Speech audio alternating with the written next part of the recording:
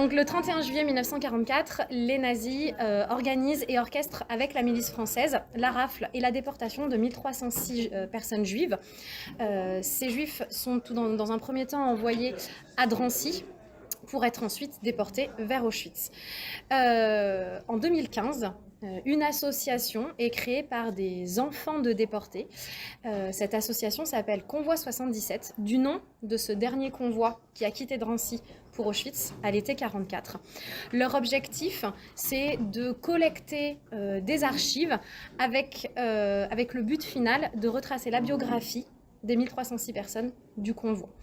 Donc pour ça, ils ont collecté des archives de différents pays, de différentes administrations, et ils envoient ces archives à des enseignants et à leur classe. Et le but, c'est de permettre à des élèves de travailler l'histoire et la mémoire de la Shoah différemment, donc en travaillant comme des historiens, en allant décrypter des archives, en faisant de la traduction, de la transcription, et puis ensuite en dressant des biographies complètes. L'objectif, c'est de publier ces biographies ensuite sur le site internet de l'association et si possible de pouvoir les transmettre aussi à des héritiers lorsqu'il y en a. Comment est né le projet Convoi 77 ? Alors c'est cet été, donc en juillet 2024, une de mes collègues du lycée m'envoie tout un ensemble d'offres de projets à mettre en place au lycée à la rentrée 2024. Et donc je vois passer un document sur le Convoi 77 dont j'avais déjà entendu parler, mais sur lequel je ne m'étais pas jusqu'à présent davantage renseignée. Et il s'avère que cette année, dans la répartition des classes, je me retrouve avec une terminale en charge, et donc j'ai trouvé l'occasion très bien pour tenter en fait ce projet-là qui me tient beaucoup à cœur, notamment avec tous les enjeux qu'il y a autour de la question de la mémoire. Je trouve aussi que c'est très adapté à une classe de terminale, des élèves qui ont quand même la maturité pour traiter ce genre de sujet, et en règle générale ça les intéresse. Voilà. Comment avez-vous décidé de présenter le projet aux élèves ? Alors, donc toujours durant l'été 2024, j'ai contacté l'association qui m'a transmis le nom de 3 déportés, en me donnant également tous les documents, toutes les sources qu'ils avaient pu collecter jusqu'à présent sur donc Jean, Léa et leur fils Max.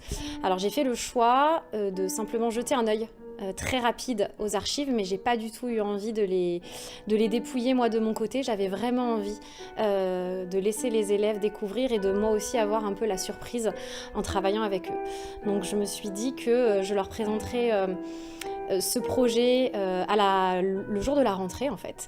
Donc étant donné que je suis leur professeur principal, après les avoir accueillis et avoir mis en place tout le déroulé de la rentrée, je leur ai exposé ce projet. Je leur ai demandé s'ils étaient d'accord pour y participer, parce que je me voyais pas me lancer dans un projet d'une année avec des élèves qui seraient pas intéressés, qui seraient pas motivés. Et j'ai eu la grande chance de les voir tous motivés, tous partants. Donc le projet en fait est parti dès le mois de septembre. Est-ce que vous trouvez cela important de filmer toutes vos recherches et faire ces interviews ? Alors, ce que demande l'association, c'est simplement, c'est déjà un gros travail, c'est donc la réalisation de 3 biographies pour les 3 déportés. Donc ça, c'est la commande, entre guillemets, qui nous a été passée. Le reste, c'est un choix de notre part. Il n'y a eu aucune obligation à faire des vidéos, à garder des traces de notre travail, mais pour moi, c'était important. Déjà, ça permet de montrer l'ampleur du travail que ça demande. Mes élèves se sont investis, on est à plus d'une 20aine d'heures de travail sur le projet en classe, donc je ne compte pas toutes les recherches que certains ont pu faire en dehors. J'ai à cœur vraiment de pouvoir garder aussi une trace de ce qu'ils ont fait, de pouvoir leur donner une trace, parce que j'ai bien conscience que les élèves ne se souviendront pas de tous les cours qu'ils ont eu au lycée. Par contre, je pense vraiment que ce type de projet, ça marque, et je suis assez certaine qu'ils s'en souviendront toujours. J'avais aussi envie de garder une trace pour moi, parce que c'est la première fois que je travaille sur le projet Convoi 77. Donc c'était aussi important pour moi de garder une trace de tout ce qu'on aura fait. Et j'ai aussi à cœur de pouvoir montrer à mes collègues, pourquoi pas à d'autres élèves, mais aussi à leurs parents, le résultat de leur recherche, donc l'objectif de tout ce qu'on est en train de filmer, c'est d'amener à une vidéo complète qu'on pourra projeter à la fin de l'année, à leur famille, à mes collègues et puis aux élèves qui, pourquoi pas, seront intéressés pour voir le fruit de leur recherche. La prof, elle nous a donné à chaque groupe un dossier avec des archives que le Mémorial de la Shoah et le service de la défense de Caen nous avaient envoyées. Donc avec des archives telles des textes, des tableaux, des portraits. Au moment de la découverte des archives, on ne sait pas trop regarder, il y a tellement d'informations et on se sent un peu débordé. Et après, on se prête au jeu. On découvre tout un univers. On ne s'attend pas à découvrir autant de choses sur le moment. C'était un projet nouveau pour nous, on n'avait jamais eu à le faire. Donc on était d'abord très intrigués et très motivés à le faire. Donc au niveau de l'organisation, on s'est divisé la classe en trois. Un groupe qui travaillait sur le père, un groupe qui travaillait sur la mère et mon groupe personnellement qui a travaillé sur le fils, Max Domblatt. Alors, toute première séance, on a reçu un dossier avec énormément de documents et d'archives par Madame Burguet. Et donc on s'est séparé ce dossier avec chacun un petit tas d'archives et on les a entre guillemets décortiqués. Donc chacun récupérait tous les éléments qu'il jugeait essentiels pour ensuite les mettre en commun. C'est comme un jeu de pistes où on trouve des infos par-ci, par-là et au final on reconstruit un puzzle en quelque sorte. On a créé un grand tableau, on a réparti donc toutes les informations qu'on a trouvées, on a épluché toutes ces archives. Et une grande frise chronologique avec tous les points clés qu'on a retrouvés dedans. On a tous mis un peu la main à la pâte pour avoir un peu des informations. On a pioché un peu de partout. Le but de la prof, j'ai senti que c'était vraiment d'intégrer tout le monde. Et je pense que si on répartissait vraiment le travail de façon très stricte, il y a des informations qui n'allaient pas couler de source pour tout le monde. Et ce qui n'est pas forcément intéressant. Donc on a vraiment contribué tout un chacun à pouvoir accéder aux informations et à rechercher les informations. Après, on a continué ce travail de recherche, mais sur d'autres sources. Donc, on a fait des recherches informatiques, on a appelé énormément de personnes qui pouvaient nous donner des renseignements. Ce qui est plus marquant, c'est les photos, pour moi, les photos de famille. Enfin, en tout cas, les photos, on les voit, ils sont dans une journée normale, ils font leur vie. Et du jour au lendemain, ces gens, il leur est arrivé des choses horribles. C'est ça qui est plus marquant, de voir leur vie d'avant et même de voir après ce qu'ils sont devenus, s'ils ont survécu. Nos premières recherches ont débuté avec les différents documents envoyés par l'association Convoi 117 et ensuite avec nos propres recherches. Dans un premier temps, chaque groupe a pu analyser les documents correspondant aux membres attribués. Les premières informations trouvées furent regroupées dans un tableau récapitulatif. Pour une meilleure compréhension, nous allons commencer par vous parler de l'organisation et le travail de recherche qu'a effectué le groupe de la mer. Dans ces documents, nous avons pu trouver des papiers officiels de l'époque. Les archives sur Léa Domblatt nous ont permis de savoir quel métier elle faisait au moment de l'arrestation, ainsi que son nom, sa date et sa ville de naissance. Ces documents officiels nous ont donné le lieu d'arrestation et des informations sur son statut de déporté politique. L'acte de décès prouvant sa mort figure aussi parmi ces documents, ainsi que le déroulement de sa déportation de Drancy à Auschwitz. Dans le mémoire de master d'Anaël Rioux sur le Convoi 77, nous avons trouvé des informations qui nous ont permis d'établir un contexte historique, puis nous avons commencé les recherches sur Internet. Nous avons trouvé des ressources sur le camp d'internement ou encore sur son décret de naturalisation en 1927. De plus, nous avons tenté de retrouver d'autres descendants sur des sites de généalogie comme Ancestry ou Généanet. Cela nous a permis de découvrir des informations notamment sur ses filles. Nous sommes allés sur des sites comme celui du mémorial de Yad Vashem et du musée de l'histoire de l'immigration qui nous ont envoyé des sources. Après, nous avons contacté la ville jumelée à celle de la ville de naissance de Léa Domblatt, ainsi que le CHU de Limoges pour avoir des informations concernant l'accouchement de son fils. Par la suite, nous avons envoyé un mail à l'Office national des combattants et des victimes de guerre, malheureusement, tous sans résultat. Après plusieurs recherches pour retracer le parcours de Léa Domblatt, nous avons pu que proposer des suppositions. D'autres informations étaient trouvées grâce aux appels effectués par certains de nos camarades à Paris et en Pologne. Toutes les informations ont été réunies sur un document partagé, Google Doc, pour que tous les membres du groupe y aient accès.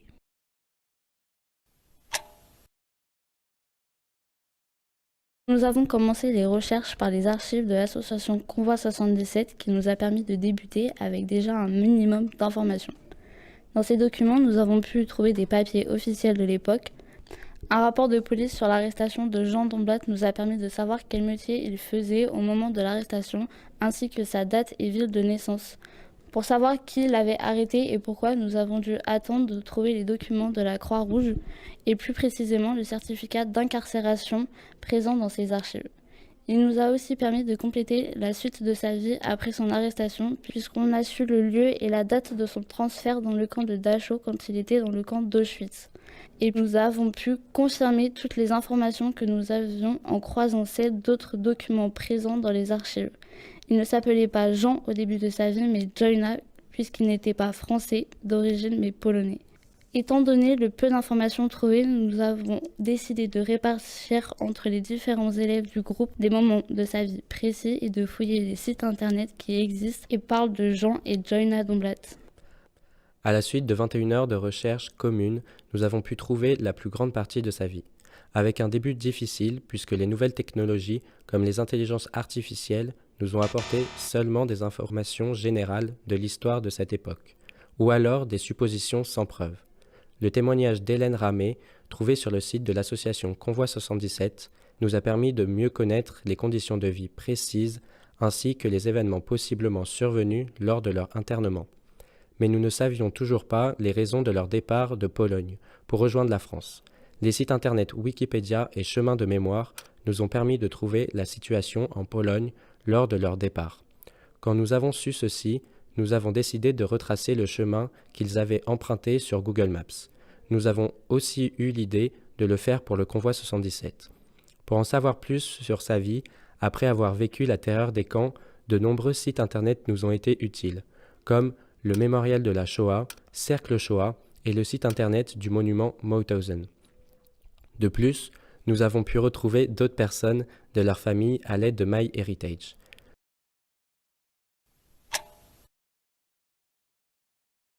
Pour faciliter le travail, nous nous sommes divisé les tâches par petits groupes de 2 ou 3 personnes. Nous sommes allés sur différents sites d'archives tels que celui de Paris, de Limoges, ainsi que celui d'Arolsen. Nous nous sommes rendus sur Wikipédia et d'autres sites d'histoire pour mieux comprendre le contexte. Google Maps et Travel Map nous ont aidés à effectuer et visualiser le trajet de Max lors de son départ de Bobigny jusqu'à Auschwitz de Birkenau. Nous avons mis les informations en commun sur une application de traitement de texte comme par exemple un Google Doc. En parallèle, nous avons poursuivi nos recherches sur Internet.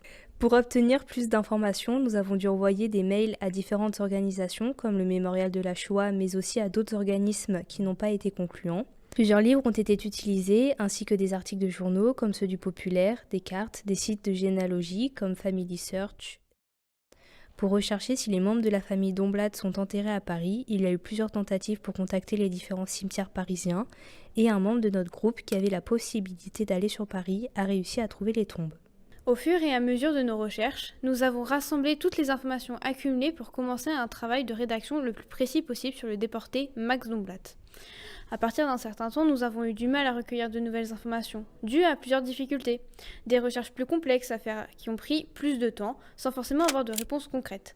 Beaucoup d'hypothèses que nous ne pouvons ni confirmer ou ni contredire qui nous laissent perplexes dans notre compréhension des faits. Au fil de nos recherches, nous avons rencontré de nombreuses informations redondantes et des sources peu fiables, ce qui a engendré des doutes et des pistes erronées. Les difficultés du métier d'historien se sont imposées à nous, notamment la barrière de la langue lors des appels à l'étranger, le manque de témoins encore vivants et la fiabilité de certains sites internet. Ces obstacles ont parfois laissé un sentiment d'inachevé, avec de nombreuses questions encore sans réponse vérifiée. Malgré ces défis, nous avons écrit ces biographies afin de vous faire découvrir cette famille de déportés qui mérite d'être connue. En octobre 1940, le régime de Vichy met en place le premier statut des Juifs. Ce texte définit qui est considéré comme juif et les exclut de la fonction publique. Très vite, les juifs étrangers sont visés plus spécifiquement. Beaucoup sont internés dans des camps. Plusieurs lois sont ensuite adoptées pour écarter les juifs de la société française. Un organisme spécial, le Commissariat général aux questions juives, est chargé d'appliquer ces lois et d'en proposer de nouvelles. En juin 1941, un deuxième statut des juifs vient renforcer ces mesures. Il interdit aux Juifs d'exercer un plus grand nombre de professions et impose leur recensement en zone non occupée. Progressivement, des mesures de spoliation et d'arianisation sont mises en place. Fin 1941, toutes les associations juives sont interdites. À partir du printemps 1942, leur situation s'aggrave avec la mise en œuvre de la solution finale de la question juive, le projet nazi visant à exterminer tous les Juifs d'Europe. Cela passe par la déportation vers les centres de mise à mort situés en Pologne. Jusqu'en novembre 1942, la France est divisée en zones occupées et zones libres. Dans toute la France, les lois antisémites de Vichy s'appliquent, mais en zone occupée, elles sont complétées par des décrets allemands. Il est important de souligner que le régime de Vichy a mis en place sa politique antisémite de sa propre initiative, sans y être contraint par les nazis. En mai 1942, les Juifs de la zone occupée sont obligés de porter l'étoile jaune. La déportation atteint un sommet avec la rafle du Veldiv. Les 16 et 17 juillet 1942, 12 884 Juifs, dont de nombreux enfants, sont arrêtés par la police française, enfermés dans des conditions inhumaines au vélodrome d'hiver, puis envoyés au camp de Drancy, avant d'être déportés vers les centres de mise à mort. En 1943 et 1944, les arrestations, rafles et déportations se poursuivent partout en France. Au total, entre mars 1942 et août 1944, ce sont plus de 75 000 Juifs qui sont déportés hors de France, et ce par les autorités allemandes avec l'active collaboration de la police française. Le dernier convoi, le convoi numéro 77, quitte la France le 31 juillet 1944, quelques jours avant la libération du camp de Drancy. Il transporte 1306 personnes, dont de nombreux enfants en bas âge, vers Auschwitz-Birkenau. Ce convoi illustre l'urgence avec laquelle les nazis ont organisé les dernières déportations, alors que leur défaite approchait. C'est dans ce contexte tragique que Jean, Léa et Max Domblatt sont arrêtés et déportés. Aujourd'hui, nous allons vous raconter leur histoire.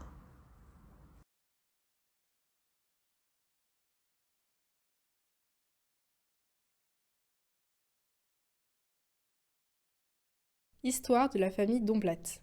Jean et Léa Domblatt sont nés en Pologne, à Zidlowik, lui le 12 septembre 1887 et elle le 10 mai 1889. Tous deux étaient de confession juive. Ils se marièrent en février 1906 et fondèrent rapidement une famille. Ensemble, ils eurent 5 enfants. Zlata, dite Sophie en français. Ensuite est née Sola, dite Sarah, en 1908, suivie de Faiga, surnommée Paulette en français en 1912, toujours en Pologne. Les 2 derniers enfants, Rose et Max, sont respectivement nés en 1915 à Paris et 1918 à Limoges.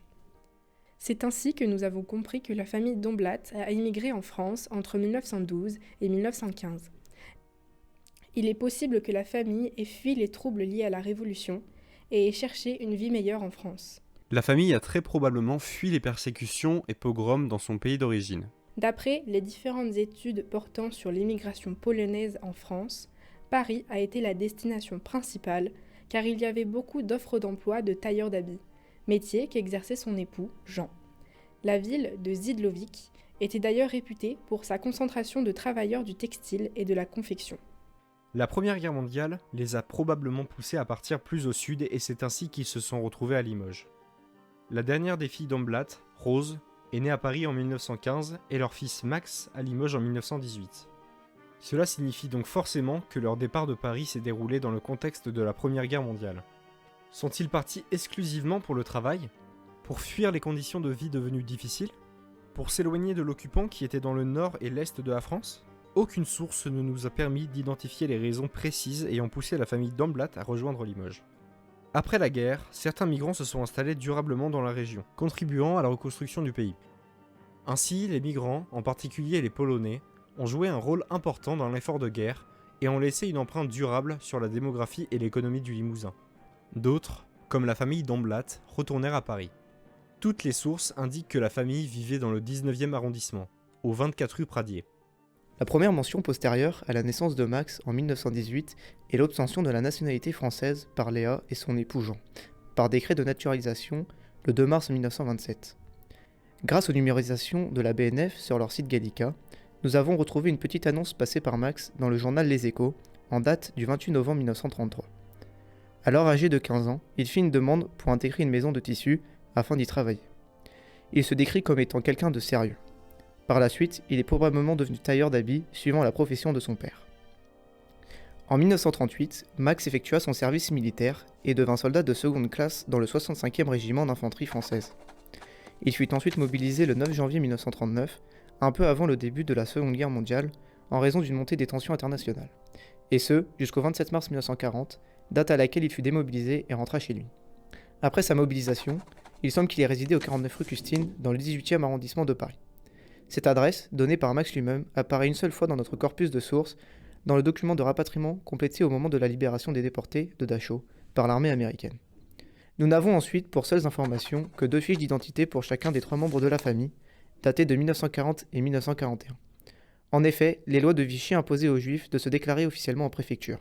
D'après un document du commissariat de police du 19e arrondissement de Paris, datant de 1952, Max aurait été arrêté le 14 juillet 1944 dans un cours de danse situé alors à proximité du boulevard de Strasbourg dans le 10e arrondissement, non loin du passage Brady. Le document indique que des civils appartenant à la milice française se sont chargés de l'arrestation de Max et que ce dernier aurait reconnu 2 d'entre eux. Toutefois, nous n'avons pas plus de détails et surtout les documents se contredisent. En effet, nous lisons dans plusieurs sources que Max aurait été arrêté chez ses parents au 24 rue Pradier. Nous nous sommes rendus sur place, dans le 10e arrondissement, et avons découvert que l'adresse était toute proche de l'ancien magasin Lévitan, devenu à partir de 1943 une annexe du camp de Drancy. Entre juillet 1943 et août 1944, des centaines de Juifs furent internés dans le magasin et chargés d'assurer la réception, le tri, le nettoyage, la réparation, l'emballage et l'expédition des meubles et objets pillés dans les appartements des familles juives. Le lieu de l'arrestation de Max demeure donc incertain. Les sources sont plus fiables concernant l'arrestation de ses parents, Jean et Léa. Ils furent arrêtés à 11h30 le 15 juillet 1944 à leur domicile au 24 rue Pradier, pour un seul et même motif mentionné différemment dans les sources, raison raciale ou israélite. 2 civils les conduisirent au poste de police du quartier du Combat dans le 19e arrondissement. Nous disposons d'un rapport de ce commissariat daté de 1952. Il y est indiqué que Jean aurait été arrêté. Par représailles, son fils Max avait été arrêté la veille. Il nous est difficile d'interpréter ce document sans plus de précision et sans pouvoir le confronter à une autre source. 2 personnes ont été citées comme témoins lors de l'arrestation de Jean et Léa. Henri Fleurier, commerçant, et Marie Ambise, concierge de l'immeuble. Quant à leurs 4 filles, aucune n'a été arrêtée et n'a fait partie du convoi 77. Max et ses parents furent envoyés dans un premier temps dans le camp d'internement de Drancy, situé au nord-est de Paris, le 17 juillet. Jean fut enregistré sous le numéro de matricule 25210, Léa le 25211 et Max le 25212. Max et son père occupèrent la même chambre, Léa fut séparée d'eux à ce moment-là et occupa une autre chambrée. Sur leur fiche administrative, complétée par les autorités à Drancy, un B majuscule de couleur fut apposé, signe que tous 3 étaient déportables immédiatement. Ils y restèrent jusqu'au 30 juillet. Drancy est pendant 3 ans, durant l'occupation allemande, le principal lieu d'internement avant déportation depuis la gare du Bourget de 1942 à 1943, puis la gare de Bobigny de 1943 à 1944, vers les centres de mise à mort nazis, principalement Auschwitz. 9 juifs déportés de France sur 10 passent par le camp de Drancy. Ce camp était sous le commandement d'Alois Brunner. À partir du 10 juin 1943, il prit les rênes du camp de Drancy, accompagné de son équipe mobile composée de SS autrichiens. Il assuma la direction du camp dès le 2 juillet 1943 et plaça sous ses ordres les gendarmes français. Il restructura l'organisation interne du camp et y instaura un climat de terreur qui pesa lourdement sur les détenus, en utilisant des méthodes éprouvées à Vienne, Berlin et Salonique. Avec l'assistance de la gendarmerie française jusqu'en août 1944, il fit déporter 22 427 personnes, comprenant hommes, femmes et enfants, en l'espace d'1 an, ce qui représentait presque un tiers des déportés juifs français. Nous avons malheureusement aucune source, aucun témoignage pouvant attester de l'épreuve psychologique et physique endurée par les 3 membres de la famille Domblat. Max et Jean eurent-ils l'occasion de revoir Léa? Purent-ils communiquer? Eurent-ils l'occasion de se serrer une dernière fois dans leurs bras? Les conditions de vie dans le camp étaient extrêmement difficiles. Surpopulation, manque d'hygiène, nourriture insuffisante et soins quasi inexistants. Les détenus étaient entassés dans des espaces exigus, souvent sans lit suffisant, les obligeant à dormir à même le sol. L'accès à l'eau et aux installations sanitaires était limité, ce qui favorisait la propagation des maladies. La malnutrition était courante, entraînant des cas d'œdème et de cachexie. Des témoignages de survivants comme celui de Francine Christophe, arrêtée à l'âge de 8 ans avec sa mère, décrivaient ces conditions inhumaines. Elle raconta l'entassement dans les chambres, le manque de nourriture et d'hygiène. Malgré l'absence de sources, nous imaginons combien l'expérience a pu être difficile et douloureuse pour Jean, Léa et Max. Ils furent déposés en train le 31 juillet 1944, depuis la gare de Bobigny à bord du convoi 77, le dernier convoi partant vers Auschwitz-Birkenau. En l'absence de source, nous ne savons si tous les membres de la famille étaient dans un seul et même wagon. Les conditions de transport étaient une telle horreur qu'aucun mot ne peut le définir. Le convoi transportait au total 1306 personnes, dont 320 âgées de moins de 16 ans. Plus de la moitié des déportés étaient de nationalité française. Ces personnes étaient entassées dans des wagons à bestiaux pendant plusieurs jours avec un niveau d'eau et de nourriture insuffisant. Ces conditions provoquèrent la mort de plusieurs personnes. Afin de comprendre les conditions de déportation de Max, nous nous sommes appuyés sur des témoignages de rescapés, même si, nous le savons, chaque expérience et donc la mémoire est tout à fait personnelle.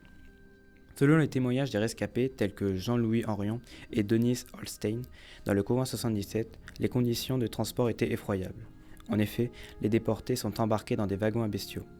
Ils sont 1306 déportés au total dans le train et chaque wagon comporte environ 60 personnes. Il n'y a qu'un seul seau hygiénique, quelques matelas au sol. Quant à la nourriture, il n'y a que du pain et presque pas d'eau, alors que la chaleur est étouffante à cette période de l'année. De plus, il n'y a que de très petites ouvertures pour laisser passer un peu d'air. Après 2 jours et 2 nuits de voyage, il y a déjà eu plusieurs morts dans les wagons. De plus, durant le trajet, il y a eu des tentatives d'évasion violemment réprimées par les fusillades. Le convoi arriva dans la nuit du 3 au 4 août 1944, vers 3 heures du matin. En effet, des nazis agissaient de nuit afin de réduire la visibilité des opérations et créer la confusion chez les déportés. Le convoi s'arrêta à l'intérieur de Pikerno. En effet, depuis le mois de mai 1944, les déportés ne débarquaient plus sur la Judenrampe. Lorsque les déportés descendirent des wagons, les nazis procédèrent à une sélection. 70% furent immédiatement envoyés vers les chambres à gaz, essentiellement les femmes, les enfants et les vieillards. Les sources indiquent la date du 5 août 1944 comme étant celle du décès de Léa.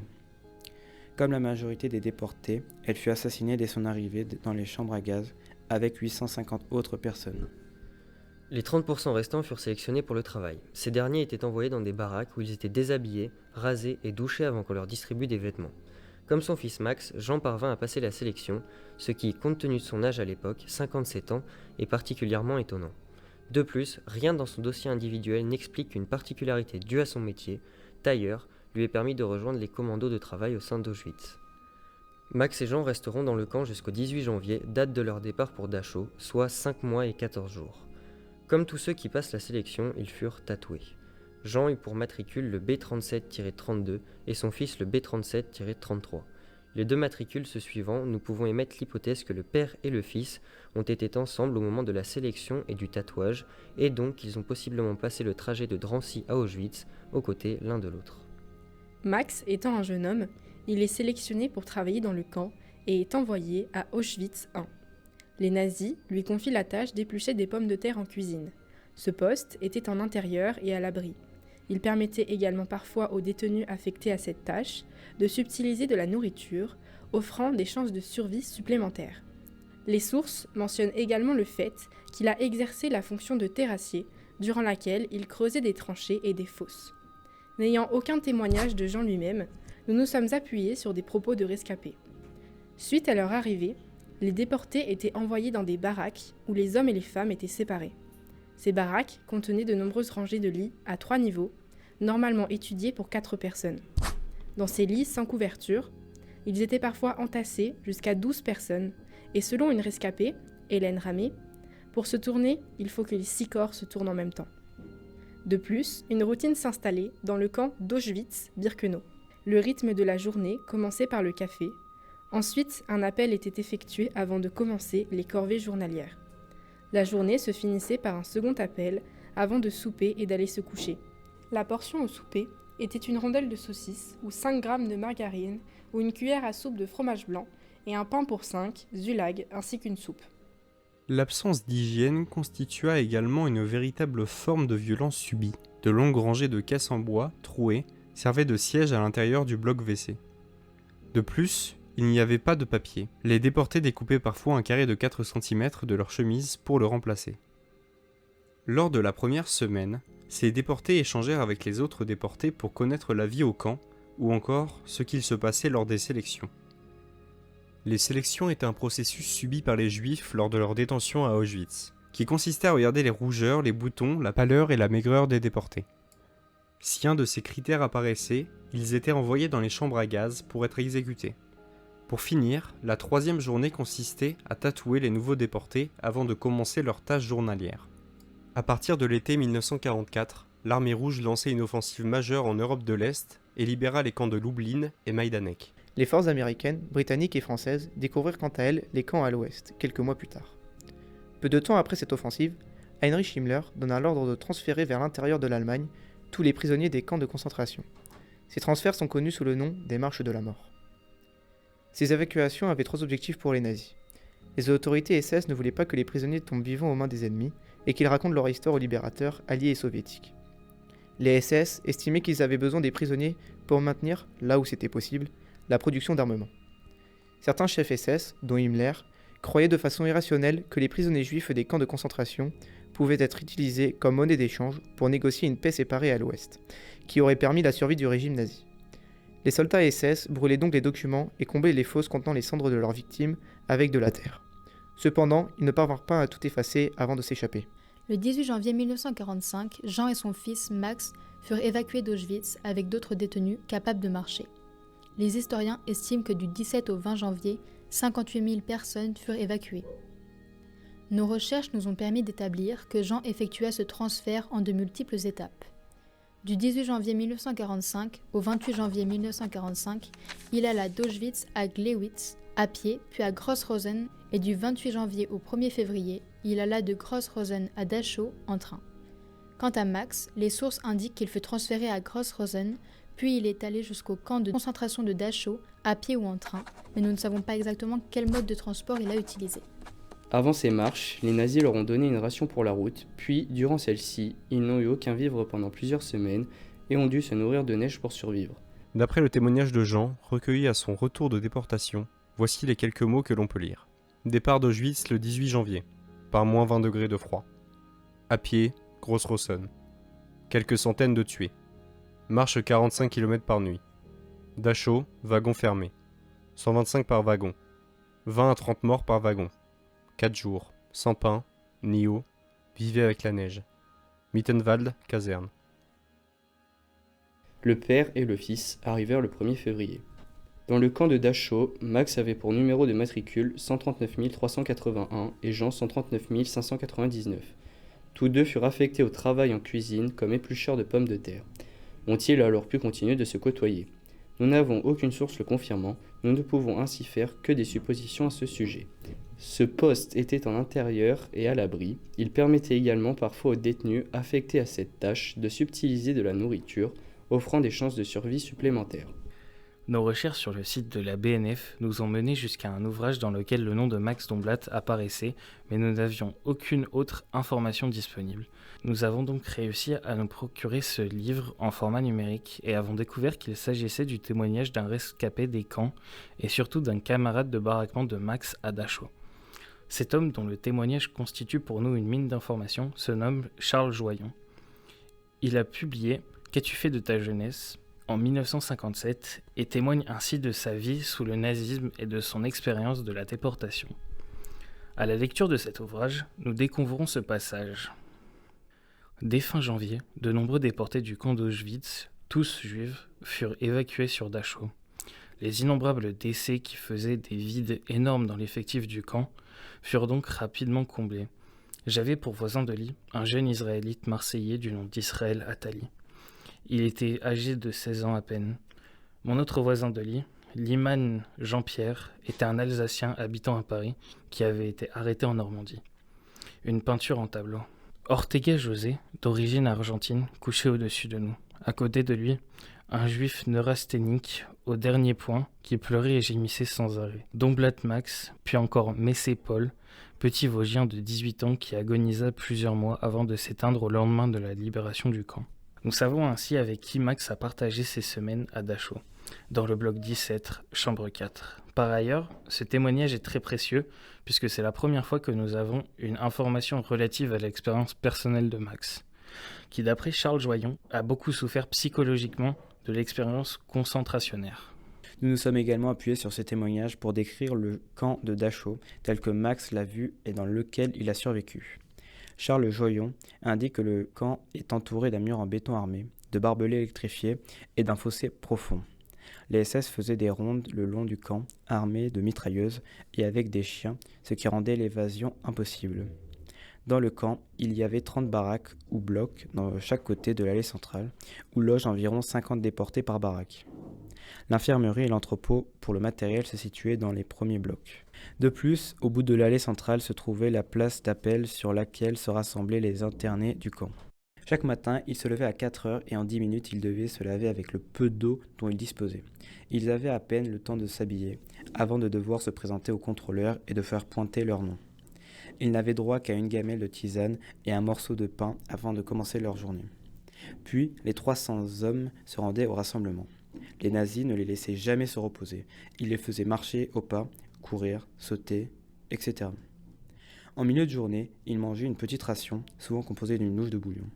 L'après-midi, ils continuaient à faire des allées et venues de leur baraque à la cour et régulièrement, ils subissaient les contrôles de pouls. S'ils en étaient porteurs, ils étaient alors frappés et lavés avec des seaux d'eau froide, avant de se faire désinfecter en étant dénudés. Les déportés avaient des difficultés à récupérer leurs propres habits au milieu de grandes piles. Ils sont laissés dans des pièces glacées en proie au courant d'air pendant de longues durées, provoquant des maladies. Chaque matin, les morts de la nuit passée étaient ramassés par les survivants. Les sources de Dachau indiquent que Jean et son fils ont tous deux occupé la fonction d'éplucheurs de pommes de terre. Nous ne savons pas avec certitude s'ils ont pu se côtoyer, mais nous pouvons le supposer. En janvier, les températures descendaient jusqu'à moins 30 degrés et leurs pieds étaient constamment dans la neige, provoquant l'hypothermie des prisonniers. À cause de la propagation importante du typhus, chaque nuit, les prisonniers étaient confinés dans leurs blocs et il y avait une dizaine de morts par baraque.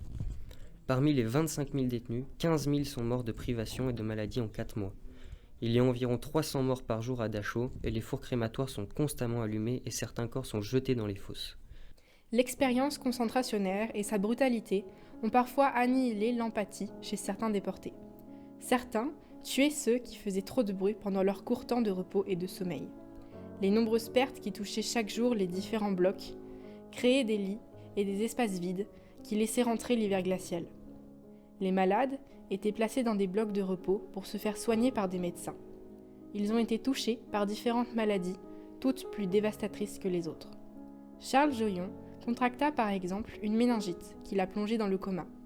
Chaque mort était remplacée rapidement par d'autres déportés. C'est dans ce contexte d'arrivée de nouveaux déportés que Charles Joyon et Max Domblat se rencontrèrent. À l'arrivée du mois d'avril, des rumeurs coururent. Les Alliés arrivaient et commençaient à prendre les villes allemandes. Lors de l'évacuation du camp, le 26 ou 27 avril, les déportés malades sont classés en 2 catégories, transportables et intransportables. Charles Joyon est placé dans la 2e catégorie. Ceux qui peuvent être transportés sont réunis dans la cour et équipés pour le départ. Mais un imprévu les fait changer de directive. Les déportés sont remis dans leur baraque. L'Armée rouge a libéré Auschwitz le 27 janvier 1945. Ils ont découvert environ 7000 survivants. Puis, le camp de Grossrosen le 28 février 1945, ainsi que celui de Dachau en avril-mai 1945. Suite à la découverte des camps, les prisonniers ne sont pas tout de suite libérés. En effet, les Alliés avaient peur que les maladies, comme le typhus, très présentes dans les camps, se propagent en dehors. De ce fait, certains camps ont été mis en quarantaine.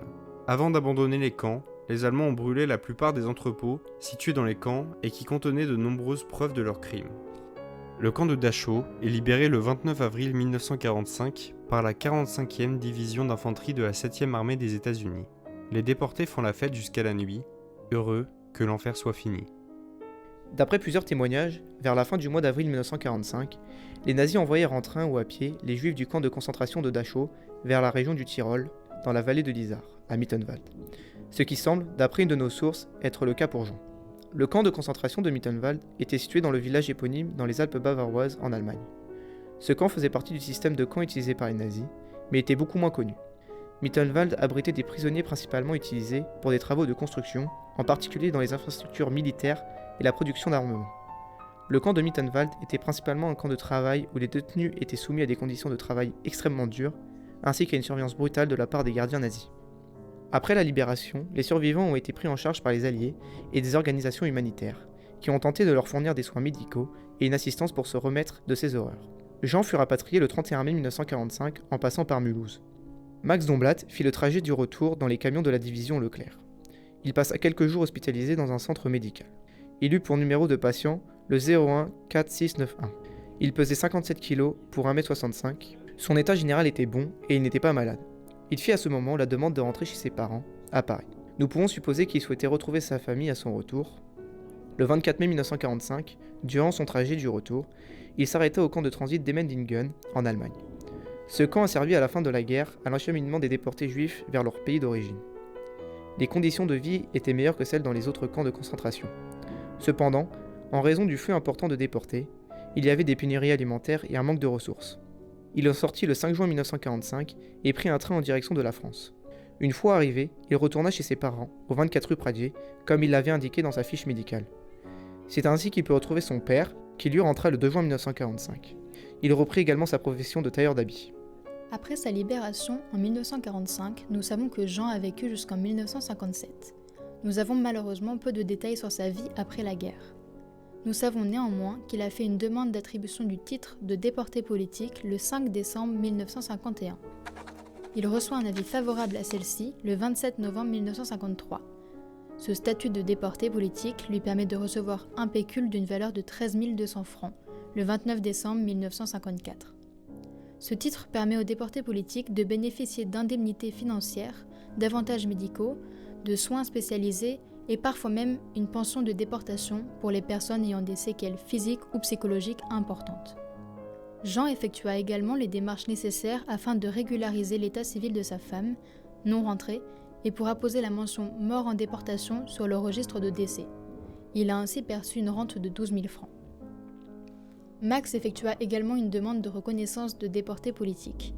Il obtient ainsi le paiement d'un pécule via un chèque sur le Trésor de 13 200 francs en 1954. Jean décéda à Paris le 4 avril 1957 à l'âge de 69 ans. Max, quant à lui, mourut le 24 octobre 1964 à 21h20 au 129 rue de Tolbiac. Il était alors âgé de 46 ans.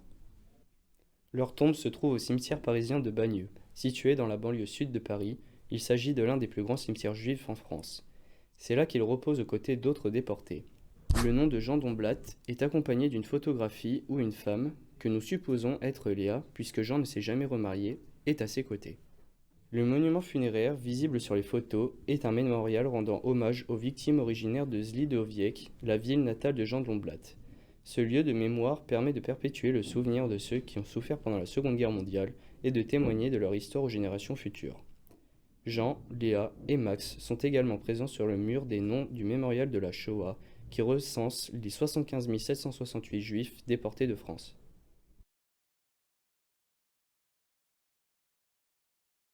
Retracer les parcours de la famille Domblatt, c'était mettre des visages, des histoires, des émotions derrière de simples noms gravés sur un mur.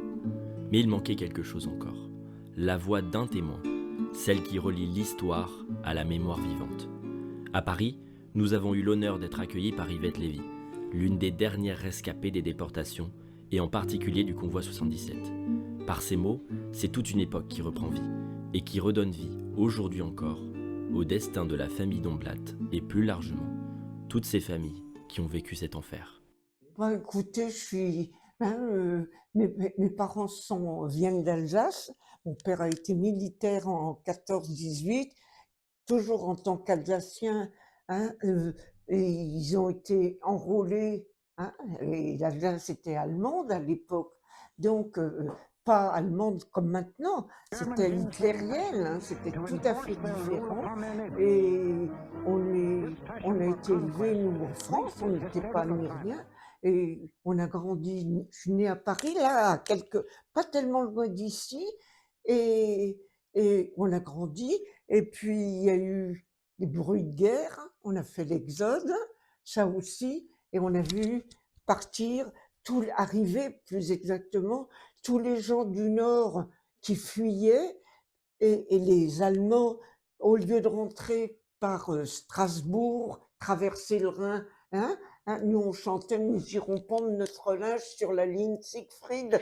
à nous le beau linge blanc. Tu parles, ils sont pas passés par là, ils ont contourné la Hollande, la Belgique, le Luxembourg, et ils sont arrivés par le nord. Et tous les gens du nord fuyaient l'arrivée des Allemands. Yvette Lévy revient sur son enfance et les premières années d'école.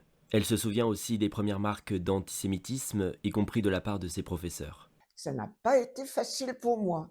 Moi, j'ai eu une institutrice qui détestait Capitaine Dreyfus. Je suis née Dreyfus. Je suis née Dreyfus. Ah, qu'est-ce qu'elle a pu? Par jalousie, elle était. C'est la lutte. Et moi, je la regardais. Mes parents n'ont jamais fait de politique. Papa avait ses idées, il savait, mais il n'a jamais été aux deux extrêmes. Ça, je suis sûre. Et elle m'en a fait voir de toutes les couleurs. Yvette Lévy raconte comment, avec sa famille, elle a dû quitter Paris pour fuir l'avancée allemande. Comme de nombreuses familles, ils ont vécu l'exode. Et puis il y a eu donc l'exode, où on est de nouveau revenu à la maison, on a pu rentrer à la maison, on a vu les Boches arriver, on était sur l'autre côté de la Loire, on est arrivé à Orléans, on n'a pas pu continuer. Pourquoi? On n'avait plus d'essence. La gare d'Orléans était en feu et sur le pont, il y a le pont Royal qui traverse sur l'autre rive, donc ils ne l'ont pas fait sauter, ils n'ont pas eu le temps, et donc on a pu traverser sur l'autre rive, et on a marché des kilomètres, puisqu'on est arrivé à Tours. Oui.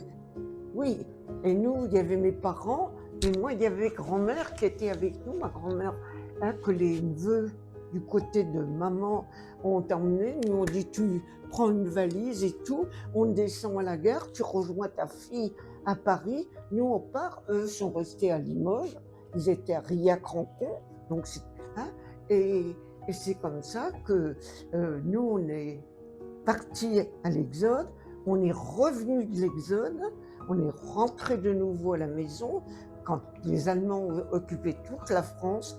Et puis, on l'a fait avec les lois qu'ils avaient décidées. À leur retour, la situation avait changé. Peu à peu, les lois antisémites se multiplient. Yvette est contrainte de porter l'étoile jaune, symbole de l'exclusion. Première des lois, c'était que les Juifs aillent pas se dénoncer, se déclarer. Papa, désolé, a dit, je suis désolé, mais je ne peux pas faire autrement. À nous, à mes frères et à moi, mes deux frères, et il est monté au commissariat pour se déclarer. On était 5, 6 avec la belle-mère qui venait d'Alsace, et on a toujours obéi aux lois de la France, voilà, et on n'a jamais désobéi, donc on est revenu de l'Exode, tout allait qu'à l'occupation, les droits et tout ce qui était pour nous, mon père a toujours obéi. Quand on a eu en 1942 le port de l'étoile obligatoire, avouez que c'était pas très flatteur de chercher les étoiles à Paris avec les tickets. Et c'est comme ça que, force de l'étoile, on a porté, cousu sur mon... Et moi, je vois toujours en juillet, le 16-17 juillet, lors de la grande rafle, mon frère m'a emmené, mon frère était chef de troupe chez les éclaireurs israélites de France, et moi j'avais été aux éclaireuses toute petite, j'avais 6 ans quand je suis rentrée. Alors c'était pas chez les éclaireuses, chez les chrétiens c'est des Jeannettes, et moi j'étais chez les petites ailes, chez les EI, et les scouts neutres, c'était les éclaireuses et les petites ailes pour les petites. À 6 ans, j'étais dans le mouvement. Et moi, j'avais les chaftaines, il me fallait toujours obéir. C'était... Puis quand tu as fait ta promesse, on a le droit. Donc, tu obéis. Plus tard, je suis devenue chaftaine, mais pas longtemps. J'ai rien fait pour. C'était surtout planquer le plus possible l'enfant qu'on pouvait. Donc, toute la guerre, j'ai été sur le terrain. Yvette nous décrit aussi l'horreur des bombardements et la brutalité de la guerre qu'elle traverse, alors qu'elle n'est encore qu'une adolescente. Avril 1944, où on a subi un bombardement. Vous ne pouvez pas imaginer ce que c'est d'être sous les bombes pendant une petite heure.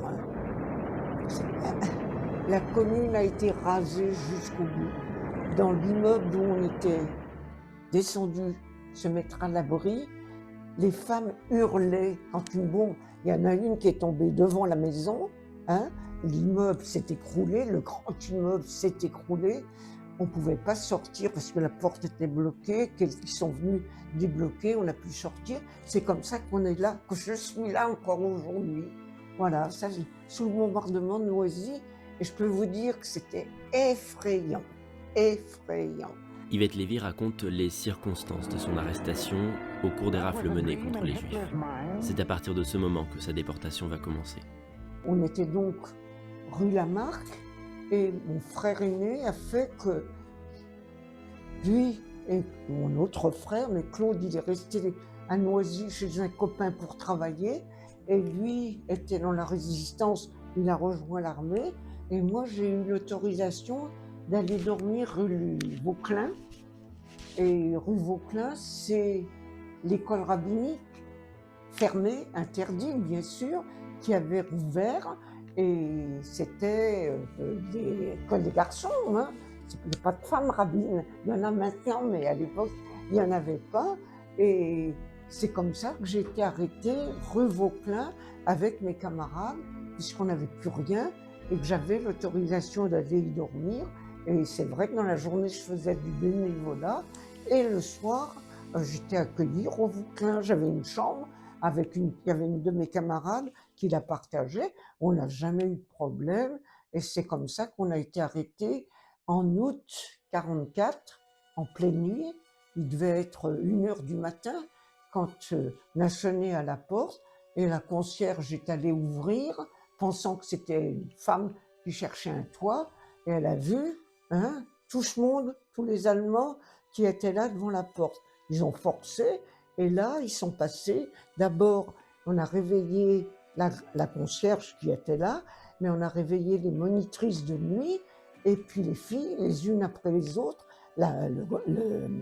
En haut, la grande pièce où elles étaient à plusieurs à dormir, et puis dans les chambres individuelles. C'est comme ça que j'étais arrêtée avec une de mes camarades qui partageait la chambre. Après son arrestation, Yvette Lévy est transférée au camp de Drancy, principal centre d'internement en France avant la déportation. Les détenus y vivent dans des conditions précaires, sans savoir ce qui les attend. Vous êtes restés ensemble 10 jours à Drancy. On était 10 jours à Drancy. 10 jours à Drancy. Et moi, j'ai jamais parlé de mes parents, je les ai ignorés. Ah oui. Trop peur qu'on aille les arrêter. Et j'ai pas parlé d'eux du tout, du tout. On m'a donné une feuille de papier et d'écrire. Est-ce que vous croyez que j'allais écrire à mes parents? Sur le moment, et puis je réfléchis à Drancy. J'ai dit, mais si sur l'enveloppe, il y aura monsieur et madame Dreyfus à tel endroit. Donc, ils iront les chercher. Oui, mais vous avez eu ce réflexe. Eh bien, j'ai dit non, je suis toute seule. J'étais sous le bombardement. Ils sont allés vérifier à la mairie et ils ont dit toute la ville a été bombardée, il ne reste rien de la ville. C'est vrai, on a subi un bombardement, mais horrible, horrible, horrible. Il ne restait rien de la commune. Et donc, vous avez été arrêtée toute seule? J'ai été arrêtée avec toutes mes camarades du foyer, voilà, et toutes, pour la plupart, venaient de l'orphelinat de Rothschild, là, à tout près. Yvette Lévy se souvient qu'à Drancy, elle n'a pas eu peur.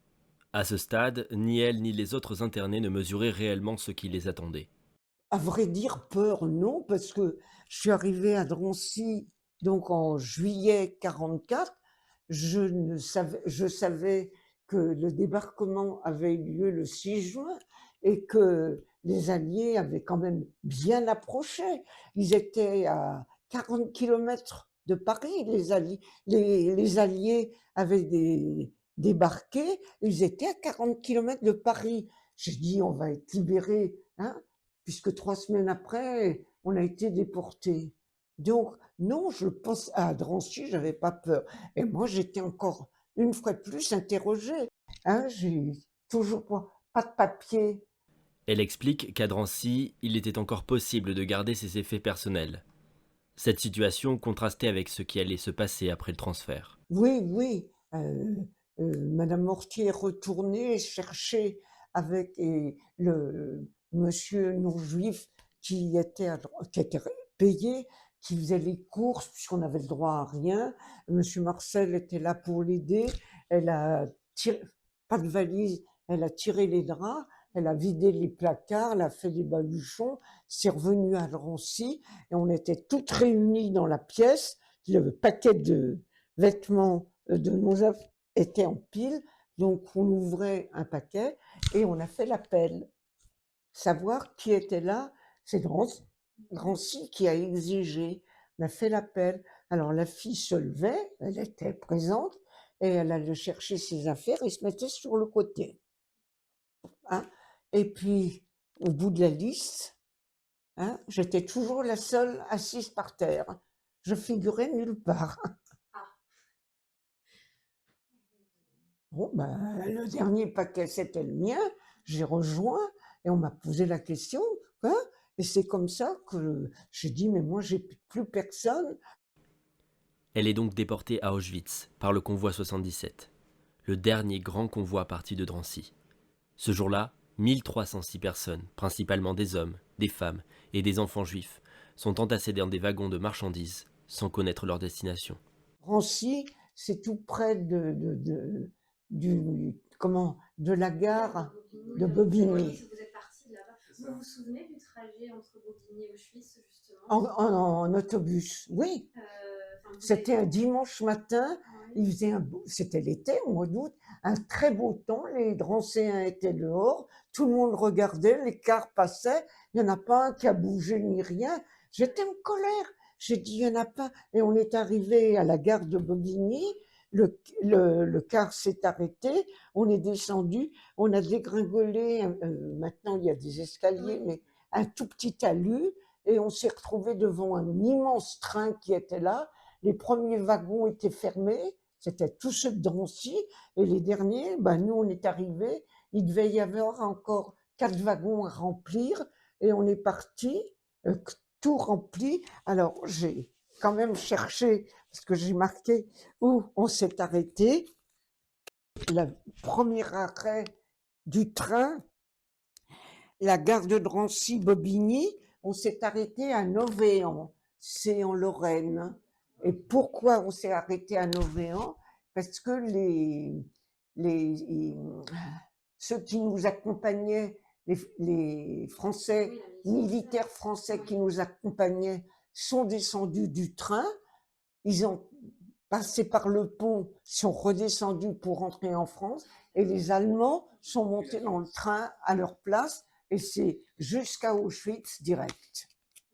Novéan, Auschwitz. Vous étiez encore avec vos camarades dans le wagon? Vous avez été... Non, on a parlé et tout. On n'avait pas de place pour être toutes assises parce que on était trop nombreuses dans le wagon. On était assises sur les genoux de celle qui était assise et toutes les 10 minutes, on changeait. Elle se levait, c'est toi qui t'asseyais et on s'est échangé comme ça. Et là, on l'a eu, je ne sais plus à quel endroit le train s'est arrêté pour vider, mais c'est surtout pour remettre de l'eau dans la machine. Hein. Et les militaires sont descendus, on a eu d'autres militaires qui ont conduit le train. Voilà, avec un arrêt à Novéan. Yvette Lévy nous fait part aussi de l'indicible, la réalité d'Auschwitz.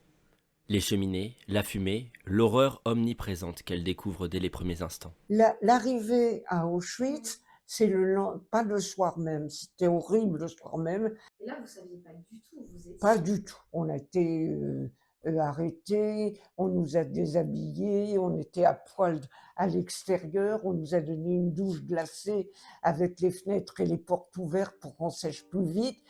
Ça a été vraiment des moments terribles à supporter.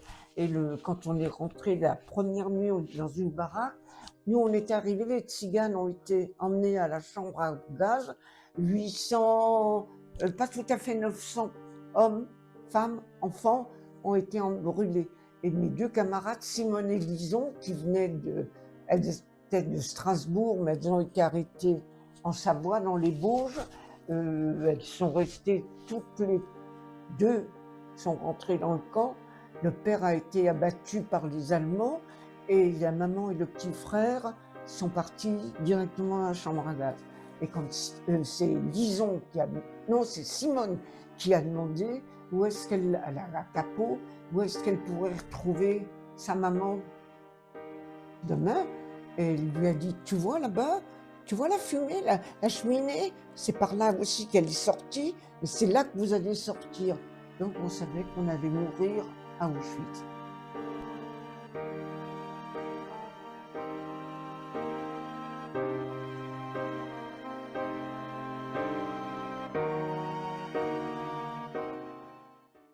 Donc, quand on est rentré à Auschwitz, c'était la terreur que le SS qu'on avait croisé siffle et fasse comme ça, et il venait, et il y avait le chien à côté, mais il ne nous a pas mordu, il aboyait, mais ça, on avait la terreur, et c'est comme ça que on a pris où ils étaient partis dans la cheminée.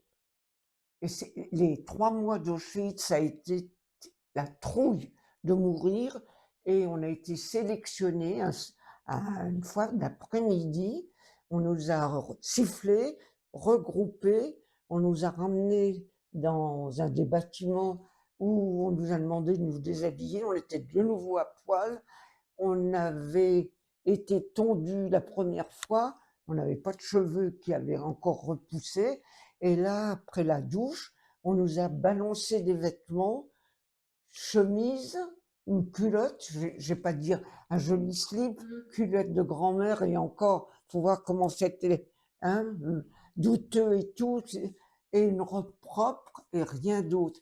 Et à un moment donné, ils ont resifflé, une seule tête, vous vous regroupez, et on nous a donné un manteau. Mais c'est pas un doudoune et tout.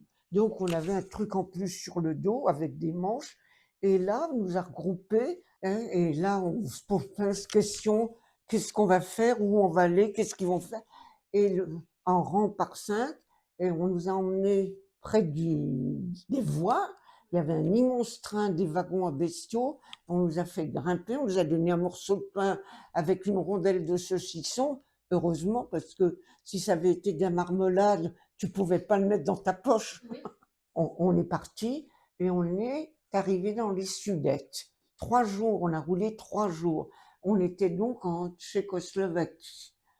Et là, on a marché pendant un bout de temps, et on est arrivé près d'un bâtiment. On a d'abord eu un appel dans la cour. Après son passage à Auschwitz, Yvette Lévy est transférée dans le camp de Kratzau, en Tchécoslovaquie, un camp de travail dépendant du complexe de Gross-Rosen. Elle y travaille dans une usine d'armement. Et c'est comme ça qu'on était dans les Sudètes. On a eu la chance d'être sélectionnés, et moi j'ai travaillé dans une usine. Alors on nous a divisés en 2 groupes, 500 le matin, 500 le soir, la nuit.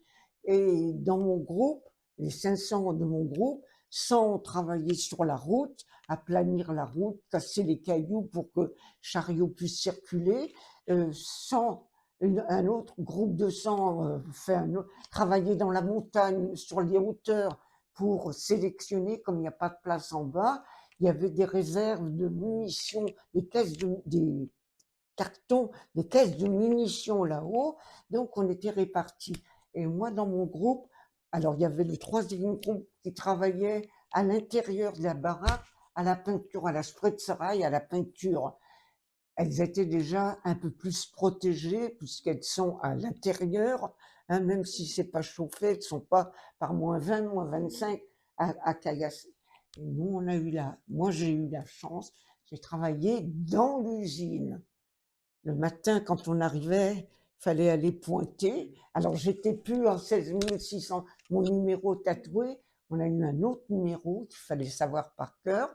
Pointait quand on arrivait, et on pointait quand on partait, mais on n'a jamais eu un son, hein. Nous jamais. Et on était dans les Sudètes, à l'intérieur de l'usine, et moi je disais toujours, te plains pas par rapport à certaines de tes copines qui sont dehors, hein, tu es quand même au sec et au chaud. Yvette Lévy est libérée le 9 mai 1945 au lendemain de la capitulation de l'Allemagne nazie. Comme des milliers de déportés survivants, elle quitte le camp de travail où elle était retenue. Elle doit maintenant entreprendre le chemin du retour vers la France. Et après, au moment de la libération en Tchécoslovaquie, comment ça s'est passé là? Ah ben, là c'est très simple.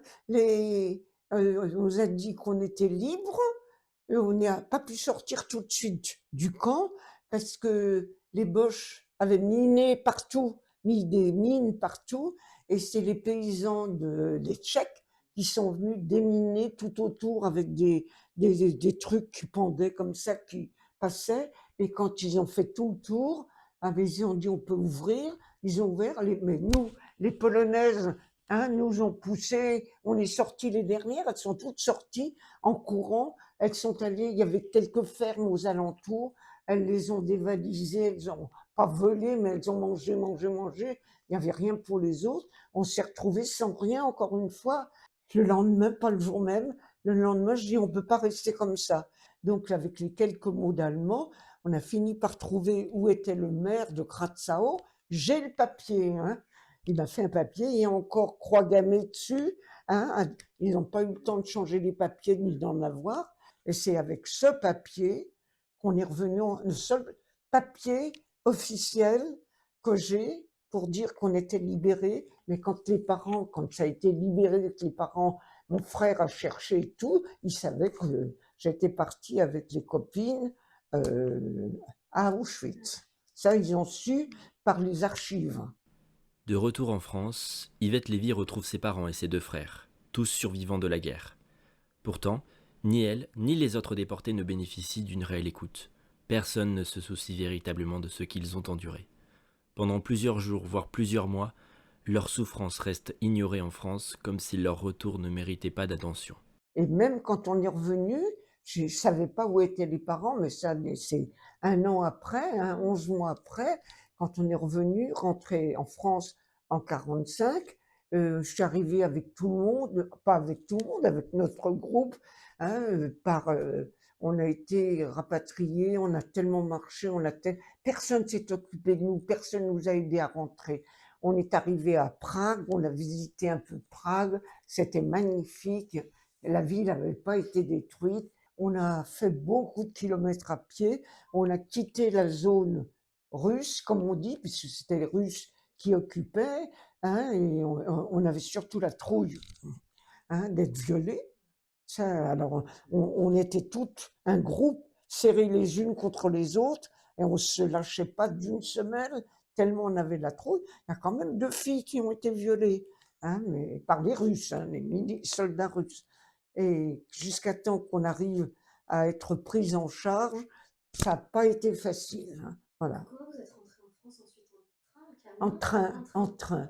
Des kilomètres, on nous a emmenés, on était en Tchécoslovaquie, on est arrivé à Francfort. Vous voyez les promenades, 2 jours entiers où on a roulé. Et quand Francfort, on a pu traverser après pour le train, on est arrivé près de Metz, en France, à Longuyon, on est arrivé. Ça n'a pas été l'accueil. Hein. C'était un médecin français, une dame de la Croix-Rouge qui nous ont accueillis. Très bien l'accueil. Ils nous ont passé un contrôle médical, nous a fait retirer, elle a mis une serviette sur notre dos, nous faire respirer. Tout allait bien, tout allait, ça allait. Et puis on nous a laissés sur le quai, même pas à l'intérieur où il faisait froid. Mois de mai, il faisait pas très chaud, il y avait du vent, on n'avait rien sur le dos, hein. Une robe manche courte, il était vraiment en guenilles aussi, hein. On était sur le quai de la gare et on attendait que quelqu'un veuille bien nous prendre. Et il y a un train qui est arrivé, on a entendu taper sur un tambour, les mains, bravo et tout. Tout un train entier de prisonniers de guerre qui rentraient en France. Plein de soldats, pareil, la liberté, personne ne s'occupait d'eux. Et puis, le train militaire s'est arrêté, l'officier est descendu, il a discuté, je ne sais pas, avec le médecin qui était sur le quai, la dame de la Croix-Rouge, qui était là aussi, Et puis, à un moment donné, le jeune officier, il remonte dans son train ils attendaient le feu, et il se retourne, et puis il nous voit, on devait faire peur. Et il dit, tu sais, ces femmes, d'où elles viennent? Et le médecin répond, elles rentrent en France, ce sont des déportées juives. Et alors, qu'est-ce que vous en faites? Ah ben moi, j'attends des ordres. Mais dit, vous n'allez pas les laisser là. Elles vont, ah non, non, non, qu'elle fait? Hein? La dame de la Croix-Rouge. Non, non, non, elles sont contagieuses. Et moi, je me lève comme si on avait appuyé. Je dis, mais qu'est-ce que vous en savez qu'on est contagieuse? Vous nous avez fait une radio? Vous nous avez passé comme ça, juste respirer, souffler, mais vous avez fait, vous savez qu'on est tuberculose ou pas? Elle m'a regardé et le jeune officier dit, montez, venez toutes les 10. J'ai demandé à mes hommes de se pousser, de vous laisser des compartiments et nous, on vous ramène à Paris. Et c'est ce qu'a fait. Je regrette encore aujourd'hui de ne pas lui avoir demandé son nom, son adresse pour dire merci. Et on est arrivé à la gare de l'Est. Nous emmenés à l'autobus. Quand le bus a démarré, je ne savais pas où il nous emmenait, à l'hôtel Lutetia. Voilà, on est descendu. Et là, personne non plus. On est rentré. Personne ne s'est occupé de nous. On est passé par un contrôle médical vite fait, bien fait. On nous a donné des vêtements propres. On n'avait pas de sac ni rien. Moi, j'avais rien. Dans ma main, j'ai l'argent qu'on m'avait donné, les 1000 francs qu'on m'avait donné. Pour moi, c'était une fortune. Je tenais à la main pour pas les perdre. On m'a donné des vêtements propres, des sous-vêtements, une robe, un manteau. Mais je tenais ça sur mon bras. Je peux pas mettre des trucs quand je suis pleine de poux. Je voulais être lavée et tout.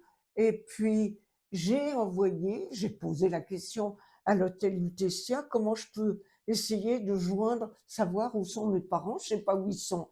J'ai écrit à une vieille cousine qui habite au Lilas, vieille cousine, je suis pas gentille, oui, qui habitait au Lilas, à qui j'ai envoyé un pneumatique, et elle savait que papa n'était plus à Pantin, Grand Moulin de Pantin.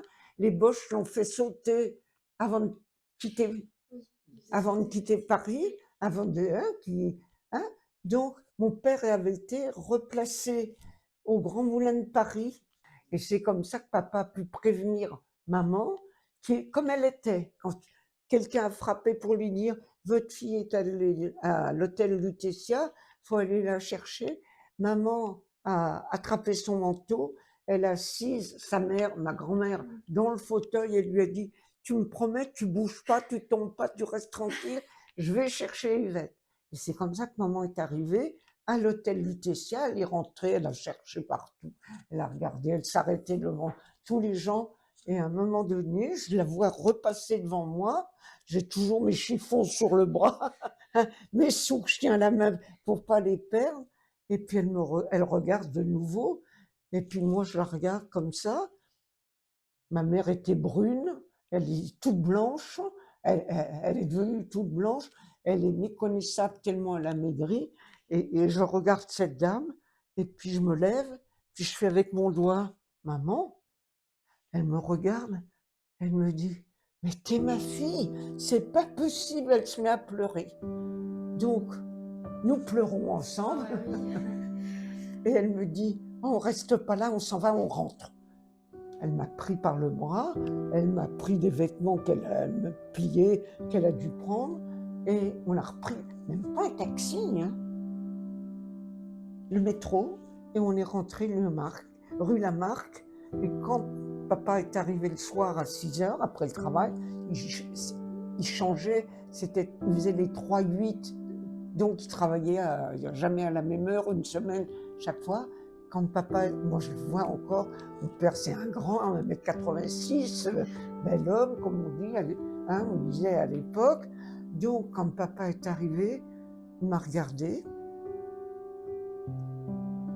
il a attrapé une chaise, c'est près de la table, et il s'est mis à pleurer. Et moi je vois mon père pleurer. Je dis c'est pas possible. Donc je me suis assise, j'étais assise en face de lui, j'essuyais mes yeux, et j'essayais de répondre s'il me posait quelques questions. Et c'est comme ça qu'on s'est retrouvés.